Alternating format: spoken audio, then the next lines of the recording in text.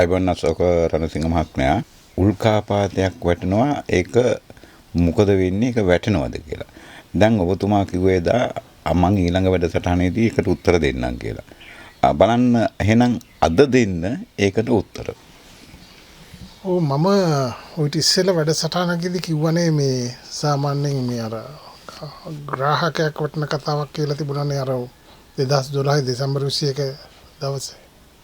ඉතින් එදා මම කිව්වනේ එහෙම බාල බොළඳ ක්‍රමවේදයකට ග්‍රහලෝක වැටිලා මේ ලෝකේ විනාශයට පත් වෙන ආකාරයට එවැනි බාල බොළඳ ක්‍රමවේදයකට මේ ජීව ලෝකේ නිර්මාණය වෙලා නැහැ කියලා. ඒකට ඒ කියන ආකාරයට වැටුනේත් නැහැනේ ග්‍රහලෝකයක්. ඒ වගේම තමයි මේ උල්කාපාතයේ සම්බන්ධ මට කියන්න තියෙන්නේ එච්චරයි. එහෙම බාල බොළඳ ක්‍රමවේදයකට එහෙම උල්කාපාත වැටිලා මේ ජීව ලෝකේ විනාශයට පත් වෙන ආකාරයට නිර්මාණය වෙලා නැහැ. මේක වෙලා තියෙන්නේ විද්‍යාඥයින් ඇත්තටම අසරණ වෙලා ඉන්නේ. එතුමන්ලා මේ අභ්‍යවකාශය තරණය කරන්නේ මේ ජීව ලෝකයේ විනාශයට පත් වෙමින් ගමන් කරන නිසා ඒක ජනාවාස හදාගෙන ජීවත් වෙන්න පුළුවන් පිට ග්‍රහ ලෝකයක් සොයාගෙන යන්නේ. නමුත් මම එදා කිව්වා එහෙම මිනිසාට ජීවත් වීමට හැකි පිට ග්‍රහ ලෝක කොහෙත්ම නැහැ. මම මේක ජාතික රූපවාහිනී සේවයේත් මම වගකීම බාරාරම්ම කතා කරා. ඒ වගේම තමයි මිනිසාට වැඩි ඥාන ශක්තිය ප්‍රබල ජීවින් දියුණු ජීවින් කොහෙත්ම නැහැ මේ ජීව ලෝකේ. විශ්ව ලෝකේ කොහෙවත් නැහැ. ඉන්නවනම් ඉන්නේ මිනිස්සයා විතරයි. ඔබට තේරෙනවනේ දැන් බලන්න බුදු කෙනෙක් කියන්නේ කවුද? අපි වගේම මිනිස්සෙක් මවකගේ පියකගේ සම්බන්ධතාවයකින් ඉපදිච්ච මිනිස්සෙක් තමයි බුදුරජාණන් වහන්සේ කියලා කියන්නේ. එතකොට මේ මිනිස්සයා තුන් ලෝකෙටම අග්‍රයි. තුන් ලෝකෙට අග්‍ර වුණේ විද්‍යාඥයෝ ඉන්නවද ලෝකේ? තුන් ලෝකෙට අග්‍ර කිසිම විද්‍යාඥයෙක් නැහැ. ඉන්නවනම් ඉන්නේ සර්වඥතා ඥානයේ පමණයි. සම්‍යක් සම්බුදුරෙක් පමණයි. ඒ නිසා දැන් ඉන්න විද්‍යාඥයින්ට ඇත්ත වශයෙන්ම මම මේක බාල්දු කරලා කතා කිරීමක් නෙවෙයි. ඇත්ත වශයෙන්ම දැන් ඉන්න විද්‍යාඥයින්ට විද්‍යාඥයෝ කියලා කියන්න බෑ.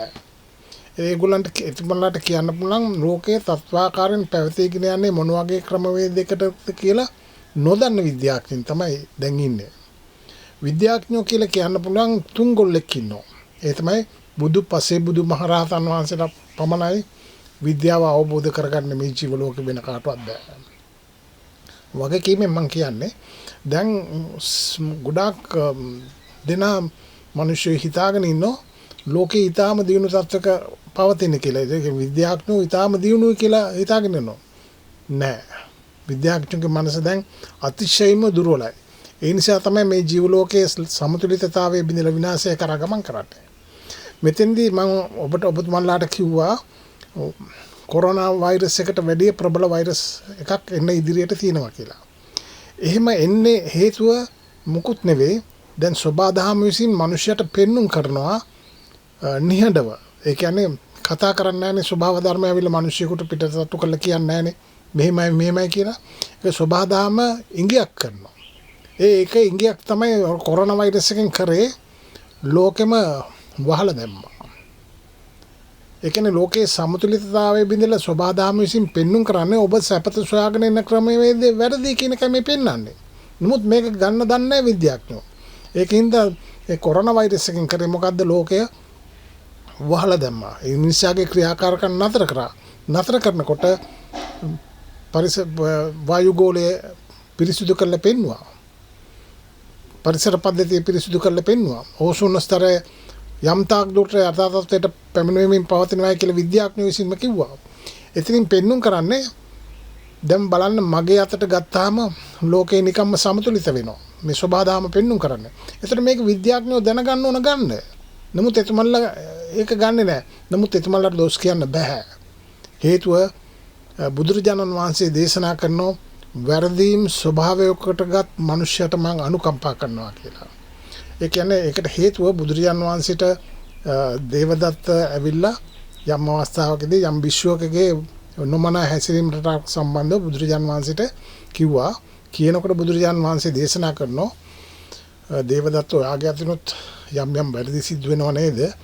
ඔයා කියන වැරදි මම දන්නවා භික්ෂුන් වහන්සේලා අතින් ඒ වැරදි සිදු වෙනවා. ඒ වගේ වෙලාවට මම උන්වහන්සේලා කැඳවලා මයි ගාවට මම අවවාද අනුශාසනා දෙනවා. ඒ අවවාද අනුශාසනා අහලා ඒ භික්ෂුන් වහන්සේලා නියම බුද්ධ ප්‍රතිපත්ති අනුගමනය කරලා නිවන් අවබෝධ කරගන්නවා. නමුත් සමහර භික්ෂුන් වහන්සේලා ඒව අවවාද අනුශාසනා අහලා ටික දවසකින් නැවතත් ඒව වැරද්ද දිගටම කරගෙන යනවා. එතකොට මම නැවත කතා කරලා උන්වහන්සේලාට මම අවවාද අනුශාසනා දෙනවා. එතකොට උන්වහන්සේලා අහලා ඒ නියම විදිහට බුද්ධ ප්‍රතිපත්ති ආරක්ෂා කරගෙන නිවන් අවබෝධ කරගන්නවා. නමුත් දේවදත්ත සමහර භික්ෂුන් වහන්සේලා ඉන්නෝ කතරම් අවවාද අනුශාසනා දුන්නත් ඒ වැරද්ද දිගටම කරගෙන යනවා. ඒව දේවදත්ත සංසාරගත පුරුදු. ඒකින්ද සංසාරගත පුරුදු හරිම අමාරුයි අතහරින්න. ඒ නිසා දේවදත්ත මං වැරදීම් ස්වභාවකටගත් මනුෂ්‍යයට මං අනුකම්පා කරනවා. ඒ නිසා සරුත් මහරහතන් වහන්සේට තියෙන කරුණාවත් ඔබට තියෙන කරුණාවත් කෝකාලික භික්ෂුට වහන්සේට තියෙන කරුණාවත් මගේ ඔක්කොම එකයි. කිසිම වෙනසක් නැහැ. ඒ නිසා ඒකට හේතුව වැරදීම් ස්වභාවය කොටගත් මනුෂ්‍යයට මං අනුකම්පා කරනවා. වැරදීම් ස්වභාවය කොටගෙන ඉපදින්නේ. දැන් මේ වැරදීම් ස්වභාවය කොටගෙන මොකද්ද ඒ අභ්‍යන්තරයේ සිදුවෙන ක්‍රියාවලිය? ඒව තමයි මම ඔබට විද්‍යානුකූලව අවබෝධ කරලා දෙනවා ඉස්සරහට. උල්කාපාතය වැටෙනවා කියන එක ඒක අමූලික බොරුවක්. බොරුවක් කියන්නේ මේක සැකයට ඉදිරිපත් කරන කරුණක්. මේ ජනතාවට ඒ කියන්නේ ජනතාවට පෙන්눔 කරනවා අපි මේ අභ්‍යවකාශයේ තරණ එකෙන් ලොකු ප්‍රයෝජනයක් තියෙනවා මේ දේවල් දැනගන්න පුළුවන් උනේ ඒකින්ද. ඒ නිසා මේක ඒක එහෙම වුණාට ඒව පෙන්නුවට ඒක අනිවාර්යයෙන්ම එහෙම ග්‍රහලෝක වල්ගතාරුකා එහෙම කිසි දෙයක් මේ ලෝකෙට වැටෙන්නේ නැහැ. ඔබට තියෙන්නේ බිම වලාගෙන ලෝකේ තියෙන වැඩක් මොකක් හරි කරගන්න එක එච්චරයි. මේ අනිත් එක මේ පරිණාමවාදය කියන එකත් මම දකිනවා මම ඒකත් තහවුරු කරනවා ඒක බොරුවක් කියලා. මොකද පරිණාමවාදයෙන් කියන්නේ වානරයේ ඉඳලා මිනිසා මේ දක්වා දියුණු වුණා කියලානේ කියන්නේ. පරිණාමවාදයේ බොරුවක් කියලා කියන්නේ කොහොමද ඔබතුමා? ඔව් මම ඒක අපි ඊළඟ වැඩසටහනේදී බලමු කොහොමද කියලා. මම ඒක තහවුරු කරන්නම් බොරුවක් කියලා. මොකද ඔකේ මනස දියුණුයි කියලානේ එන්න දියුණුන වානරයේ මිනිසා දියුණුනා කියලානේ කියන්නේ. නෑ දියුණු නෑ. දැන් මනස ඊටාම දුර්වල තත්ත්වයක පවතින්නේ. ලෝකේ සමහරු හිතාගෙන ඉන්නෝ ඊටාම දියුණු තත්ත්වයක පවතිනවා කියලා නෑ. මනස දුර්වල නිසා තමයි ලෝකේ සමතුලිතතාවය බිඳෙන්නේ. නැත්නම් බිඳෙන්නේ නෑනේ. ලෝකේ දියුණු නම් නූතන විද්‍යාව සත්‍ය නම් ඒක දියුණු නම් ලෝකේ තව තවත් සමතුලිත වෙමින් පවතින්න ඕන. නමුත් මෙතන සිදුවෙන්නේ මේ දියුණුව සමගම සාමූලිකම ලෝකේ විනාශය කරා ගමන් කරන එක වෙන්නේ. ඔව් එහෙමනම් අපි පරිණාමවාදය පිළිබඳව ඔබතුමා එහෙනම් සත්‍ය හෙළි කරන්නකො ඊළඟ වැඩසටහනින් අපි හමු වෙමු.